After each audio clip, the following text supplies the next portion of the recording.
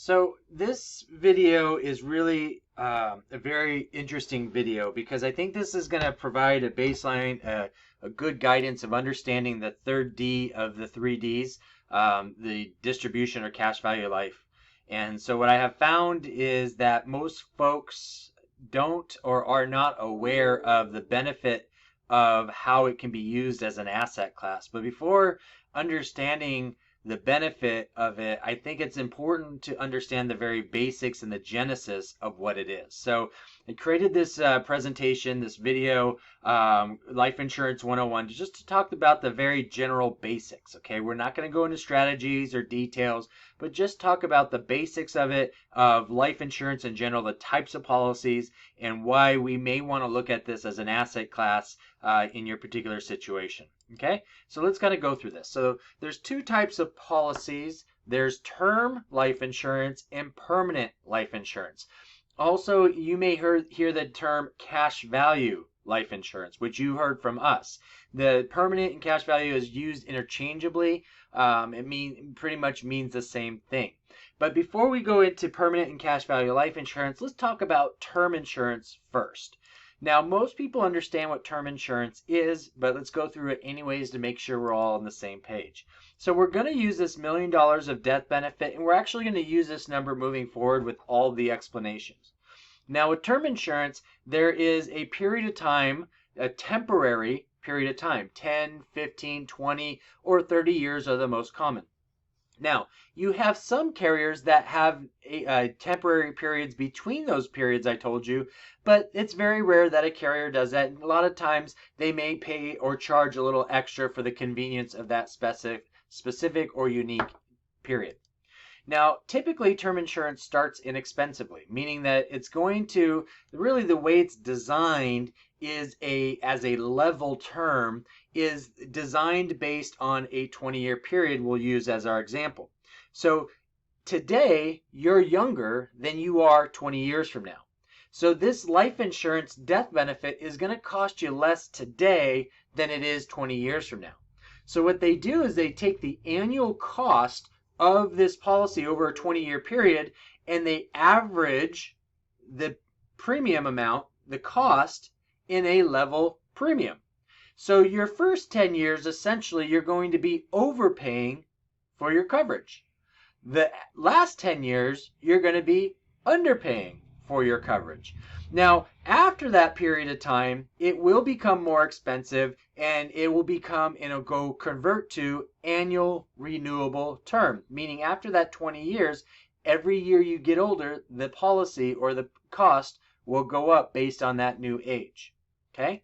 So the downside to this is it doesn't generate any cash. It's like renting an apartment or renting a house, right? You're putting money into it. You knock on your landlord's door and says, "Hey, I'm moving out. Can I have my cash?"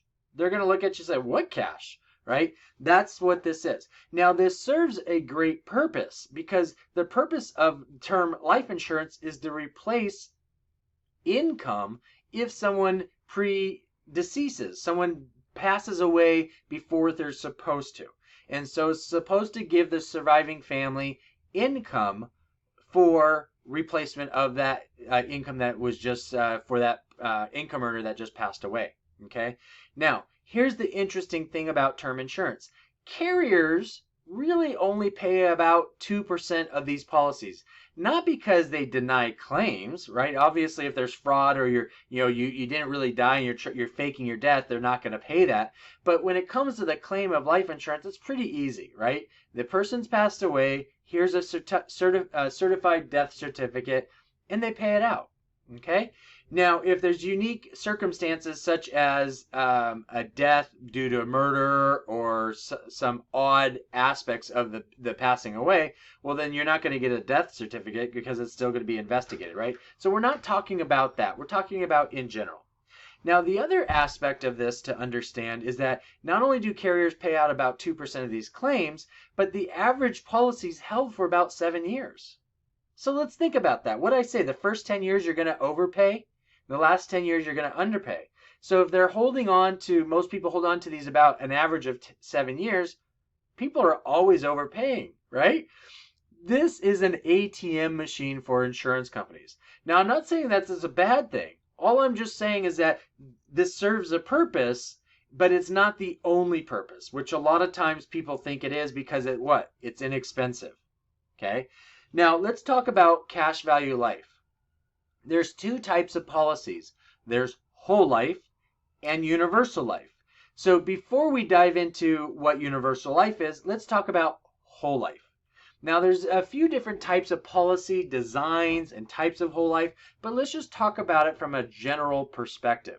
We're going to use the same $1 million death benefit, but it's permanent, meaning that instead of 10, 15, 20 years or 30 years like term insurance, this is permanent, means it goes to age 120. That's what the industry has deemed as permanent coverage, age 120. Now, your contributions or your premiums are going to be level every year for that period of time. Now, whole life, the benefit of it is that there's a lot of guarantees. Okay. Now, the downside to guarantees is that it could be deemed more expensive. But in those guarantees, you're also going to earn cash or accumulate equity. All right. Now, remember, in term, you have no cash accumulation. There's no cash, right? No equity. Here, you do. Now, it can be based on guarantee, or it can be based on dividends. And so sometimes what will happen is that the policy will be designed that you'll have $1 million at age 120, or maybe at age 65. You just pay a little more premiums, and you can have $1 million at age 65. This is what they call a policy endowing, meaning that it comes to the death benefit and the cash value meet up. Okay. But you could also have your cash accumulate more. What needs to happen, though, is notice the black dotted line goes up as well. You need that to accumulate or be above the cash. Okay? And so this little space between these two is what we call a tax corridor. Tax corridor. What that means is the IRS says under code 7702, as long as your death benefit is greater than your cash, then this is considered life insurance, and your cash can be withdrawn or used income tax free. As long as your cash is below your death benefit. Now, the moment your cash increases above the death benefit, then what's that mean? That becomes a modified endowed contract, meaning a MEC, M-E-C for short.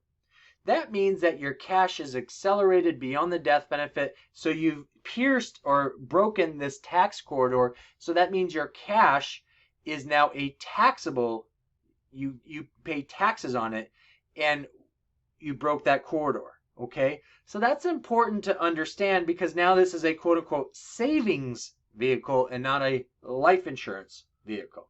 Okay, so there's a distinction that's important to understand. So now let's talk about universal life. Well, how did universal life come about? Well, back in, guess what, the early 80s, right? You had term life insurance and whole life insurance. And what happened in the early 80s with interest rates?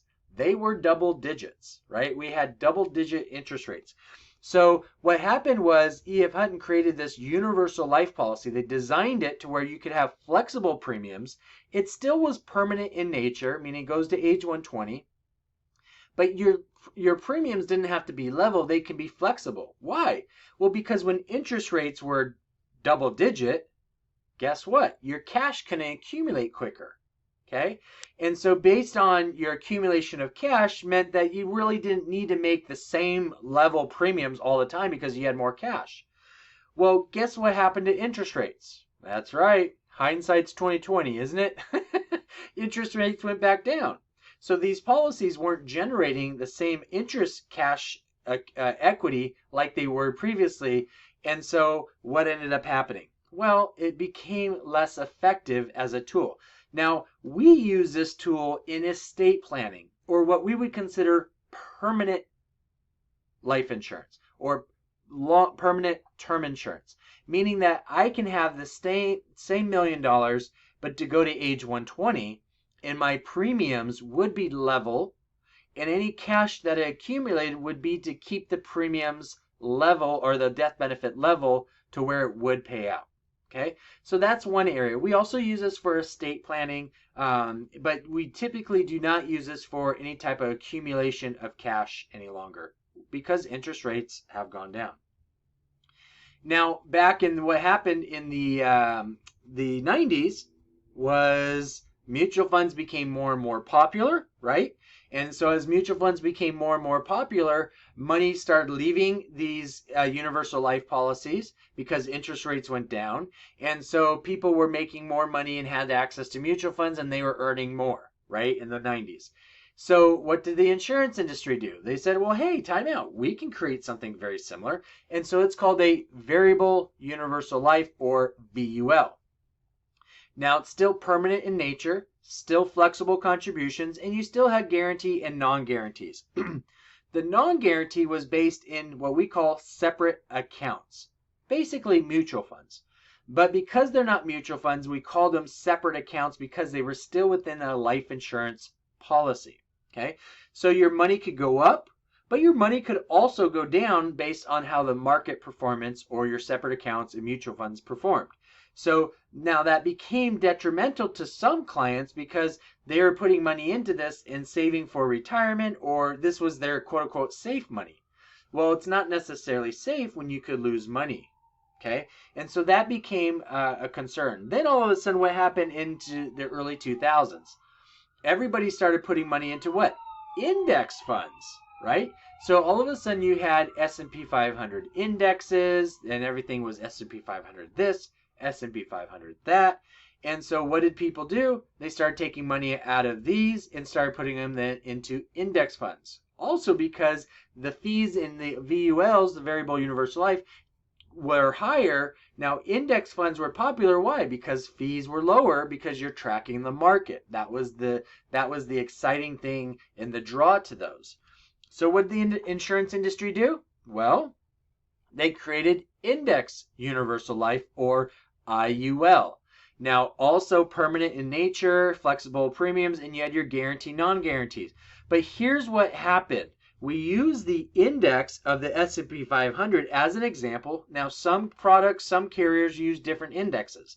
But again, I'm just going to use this as a general in nature conversation. So let's say that S&P 500 was our index. Now, notice in the VUL, we had a red line when the market went down. Well, what happened here was the carrier, the life insurance company, would lock in your gains from the previous year, and you would not participate in the losses. And then when the market went back up, you had the potential to participate in the market on the upswings. Okay. Now, what's unique about this is your money's not in the market. The insurance company kept this as a fixed product, meaning the insurance company would take their money from their general account and put that money and base it on the S&P 500 index. And then at the end of the period, they would credit your policy. So let's look at some of these features of language within it. So the floor is just that, 0%. That's when the market went down, they would lock in your gain, and that was a floor. So the lowest floor is 0. There's some companies that will have a 1 or 2% floor, meaning that the worst you're going to do is 1 or 2% if the market went down. Okay, so that's kind of interesting.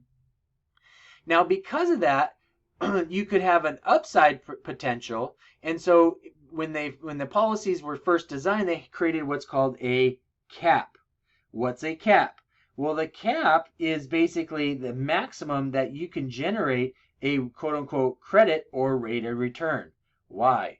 Well, because the way these were featured and designed is the carrier was saying, well, we're going to protect you from losing money, but at the same time, we're not sure how to allow you to have the maximum crediting of the whole market. So for example, let's say the S&P 500 went up 12%. Well, let's say you were at cap at 10%. Well, guess what? You would get 10%. You get anywhere from 0 to 10%. Anything above that 10% you would not participate in.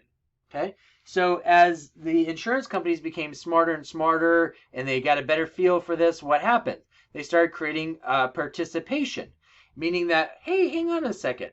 Yeah, normally we have a 10% cap, but what if we created a participation where we said you can get 110% of the S&P 500. So let's use that as an example. Let's say the S&P 500 did 10%. Okay? Well, in the cap scenario, you'd get 10%, right? If you had a 10% cap. In the participation scenario, let's say it was 120% of the 10%. So what they would do is they'd take your 10%, multiply it by 120%, and that would be your new crediting. So you actually could participate in a greater return based on that. Now, not all carriers do this, not all policies do this. It's a certain design, and that's what we do as we go through. So that's probably a little more detail than you need, but it's important to understand these features because it helps allow you to assess which kind of IUL do you want. Okay, now let's continue this conversation on the IUL. I think this is important to understand. Now, what we did was the S&P 500. By the way, we're not talking about investments. We're not giving investment advice here, right? We're using the S&P 500 as a guide to explain, to educate and explain how an index universal life policy works, okay?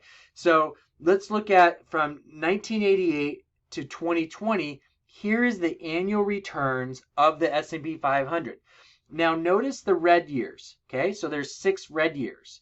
Now also notice in green, we put in green any year that was 20% or more rate of return. And so there's 12 of those. And all the white ones there's 15. It was anywhere from 0 to 20%.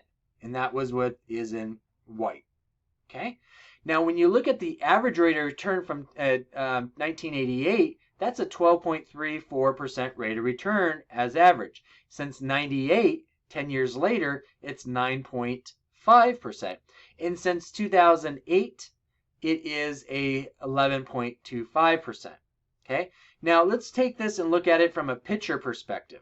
Now in picture perspective, look what happened is in early 2000s, we had some 3 red years consecutively. Okay, now I put this blue dotted line in here. This is your break-even line. Why? Well, because in early 2000, we had our tech bubble, right? The market went down 3 years in a row, and then it recovered. In about 5 years, it hit its top line in 2007, October of 2007, and then it went down in 8 and until March 2009, an 18-month period, it went down almost 53%. And then it recovered after that, and it took about 5 years to break even, and then it's continued to go up since then. Okay, so this is picture view of what I just showed you from a number perspective. Now, here's the interesting thing. In 2018, here's what it was at. At the end of 2018, it was 2,779. Now, could we make an argument that because we had 2 previous years where it went down 46 or 43%, could we say that the market could correct itself like that again? Sure, we can say whatever we want. Of course, it's already happened twice. Why wouldn't it happen again? So what if we just took the average of these two, which would be a 49% downturn, and let's say what would happen in 18, it would go below break even. Now, does that mean it would take 5 years to go back to where it was previously? I don't know, right? It did the previous 2 times, but that doesn't mean that's what would happen again, right? But let's look at 2020. The S&P 500 ended at 3,225. If it lost 49% like it did an average of those 2 years, you would be just above break even. Now, are we saying that this is a bad thing? Not necessarily. We're just saying this is how the numbers worked, right? And if we're concerned about the downside, how would that look? Well, this is how it would look, right? So how do we address this? Well, let's look at the volatility. Again, the blue dotted line is the break even. So this is 2018, okay? And these are green days up, red days down. So you had 71 days up, 53 days down. Okay, that's the first 6 months of 2018. Now the second 6 months of 2018 was 54 up and 52 down. Now between the full year, you had more up days than down days. But look what happened at the end. You were at a negative. You were below break even. So what that means is that the down days tend to be more drastic, right? You can see that in these examples of the volatility. They tend to be more drastic when it goes down. Now, I'm not saying that's a good or a bad thing. I'm just saying that that's what happens. So if we have 125 up days and 105 down days, what do? Well, in the indexing example, if we looked at 2007 and 2009, that last downturn was just in 2008 was a negative 37%. What if we had one of these IULs? Well, it would have locked in your previous gains. So that's the yellow line. That's your floor of 0. And the S&P 500 went up these percentages. Let's say your policy did as well. Now, I'm not saying that your policy did. I'm just saying in this strategy, this is what it would look like. And in 18, it was down. So we would have locked in your previous. And so this is the wealth gap of strategies, right? Risk versus reward. And the only thing that's different between these two is locking in your gains, right? Not participating in the down market, okay? So on average, the blue line was a 9.05% rate of return. The green line was 12.81% rate of return, okay? So that's how it's structured and designed, right? Now imagine if you got this 12.8% and it was income tax free and you didn't participate in downside risk, versus the 9 point where maybe it wasn't or was tax free, but you did participate in the downsides, right? Now again, it's important information to understand and know. Doesn't mean that what you're doing is right or what you're doing is wrong. It just means this is how the policy works. Which would you rather have? I don't know. Maybe both, right? So let's take a look at an actual client example so you kind of have an idea what we're looking at. So this client in December 15th, 2016 is when they got their policy. And so 1 year later, they took a snapshot. So they received an 18.44% rate of return. Okay. And so the S&P 500, that same period was up 14.7%. Now year 2, 2017 to 2018, they got a 1.5% rate of return. The S&P 500 actually happened to be down 2.92. Year 3, 2018 to 2019, they received a 14.01% rate of return, but the S&P 500 was higher, was at 19.66%. And now the fourth year, from 2019 to 2020, the client got a 7% return, and the S&P 500 was up 13.16. When we look at the average, the IUL was a 10.24%. The S&P 500 was 11.15%. Is that percent difference of the S&P 500 versus the IUL enough for you to be comfortable with the risk you take in the S&P 500? Or the taxable nature of the S&P 500 versus the more tax efficient IUL? I don't know. Again, these are the numbers, right? We're just looking at numbers, looking at examples. You make the call. The last point we want to discuss and talk about is the importance of how hard this cash value life policy works. This goes for whole life and IUL, okay? Universal life. It works fairly hard. What do I mean by that? Well, you have $1 with life insurance. The first thing you're going to get is death benefit, okay? The second thing you're going to get is terminal illness. What that means is that if you have a treating physician says that within 12 or 24 months, it depends on the carrier and the policy, 10 to 24 months to live, you have access to a percentage of the death benefit before you pass away. Well, why would they do this? Well, maybe you can use experimental medication to get better. Maybe it's your stage 4 cancer and there's no cure and you want to do a last family vacation. Maybe, I don't know, whatever the reason is, but this is what the carrier allows you to have access to it. They're going to pay for the death benefit anyways. Why not put you in a position to where you have access to some of it to where you can help try to get better? The next thing is that you have chronic illness. This is like long-term care. Now, we don't call it long-term care because in some states they don't allow you to. But when you read the definition of long-term care and chronic illness, the definition is very similar. But we don't want to use the same terminology. But you do get a percentage of the death benefit as well if you cannot perform 2 of the normal daily activities, the ADLs, activity of daily livings. So if you cannot perform 2 of the 6, you actually qualify for this. Now the last one is critical illness. Critical illness is, well, guess what? Medicine has improved our ability to stay alive. So previously, when we had a stroke, heart attack, or cancer, many times people passed away because of those events. Now people survive, okay? But their quality of life may not be the same, okay? So you can get a percentage of the death benefit early to help you with your quality of life.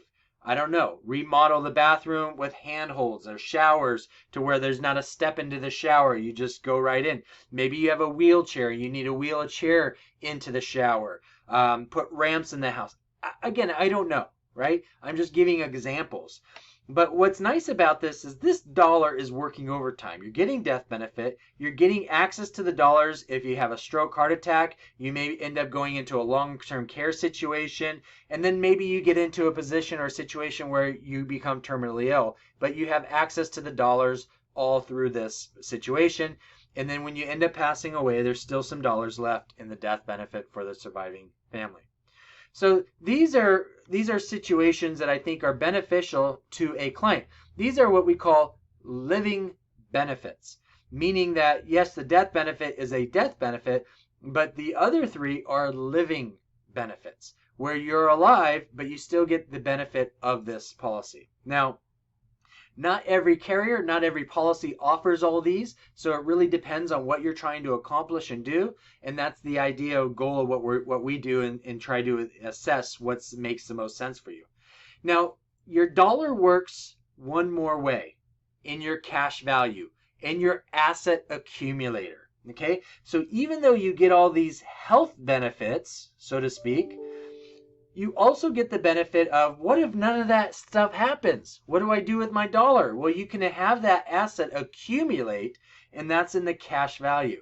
Now, you design this so you can get an income stream, right? So an income stream could be a monthly or an annual dollar amount from your cash value, the asset that's accumulated, or you may have access to it and take one-time income streams, like a lump sum. I want, I have a $500,000 in here, but I want to use 200,000. Great. Okay. Now we design these, and this dollar is working extra hard in all these different ways, and all of it is income tax free. That's the idea of what we want to do, is we want your dollars. You hired us to show you how your dollar can work as hard as possible in the most efficient manner possible. You work hard for your dollars, let your dollars work hard for you. And that's what we're accomplishing here. So hopefully this was helpful, and we look forward to your feedback.